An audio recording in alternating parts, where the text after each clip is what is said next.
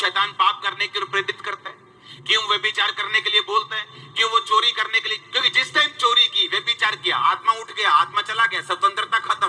तुम क्रिश्चियन नाम के हो, सिर्फ काम के। स्क्रीन के ऊपर आप देखना क्या लिखा है। 2 कुरिन्थियों 3 उसकी 17 स्क्रीन पे पढ़ेंगे।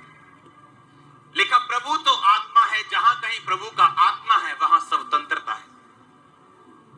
मैं थर्सडे पहला पार्ट में मैंने समझाया कि पवित्र आत्मा क्यों जरूरी है।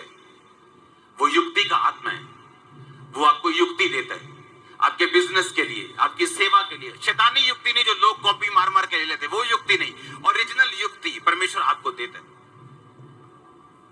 वो आपको युक्ति का आत्मा है, वो पराक्रम का आत्मा है, वो दलेरी का आत्मा है, वो डर को भगाने वाला आत्मा है, वो सामर्थ का आत्मा है। अगर वो आपकी जिंदगी में हो तो बाइबल कहती है आपकी जिंदगी में फिर आजादी होगी। क्योंकि जहां कहीं प्रभु का आत्मा है, 2 कुरिन्थियों 3 उसकी 17 पढ़ेंगे, वहां क्या है? वहां आजादी है। हालेलुया। जहां कहीं परमेश्वर का आत्मा है वहां क्या है? वहां आजादी है। इसका मतलब अगर परमेश्वर का आत्मा मेरे फाइनेंस में, बिजनेस में होगा, अगर परमेश्वर का आत्मा मेरी सेहत में होगा, अगर परमेश्वर का आत्मा मेरी जिंदगी में होगा, तो मुझे आजादी मिलेगी।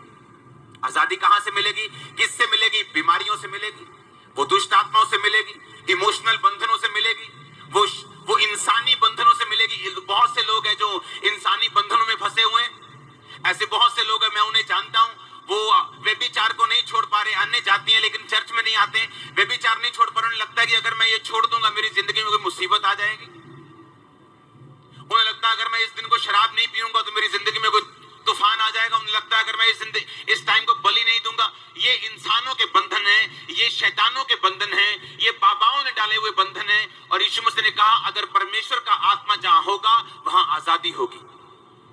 क्यों शैतान पाप करने के लिए प्रेरित करता है? क्यों व्यभिचार करने के लिए बोलता है? क्यों वो चोरी करने के लिए? क्योंकि जिस टाइम चोरी की, व्यभिचार किया, आत्मा उठ गया, आत्मा चला गया, स्वतंत्रता खत्म। तुम क्रिश्चियन नाम के हो, सिर्फ काम के नहीं हो। फिर तुम्हारी लाइफ में बॉन्डेज होगा, बंधन होगा, और कुछ भी तुम्हारी जिंदगी में नहीं होगा। परमेश्वर ने कहा जहां कहीं मेरा आत्मा है वहां आजादी है। आमीन। अगर परमेश्वर का आत्मा तुम्हारे जीवन में होगा तो तुम आजादी को फेस करोगे, आजादी को स्वीकार करोगे। वो तुम्हारी फाइनेंस में होगी, तुम्हारी सेवकाई में होगी, तुम्हारी मैरिड लाइफ में होगी, तुम्हारी इमोशनल लाइफ में होगी, स्पिरिचुअल लाइफ में होगी। कहीं से भी तुम फंसे नहीं रहोगे यीशु मसीह के नाम में। अब आपको यह देखना है कि क्या मेरी जिंदगी में परमेश्वर का आत्मा है? आमीन।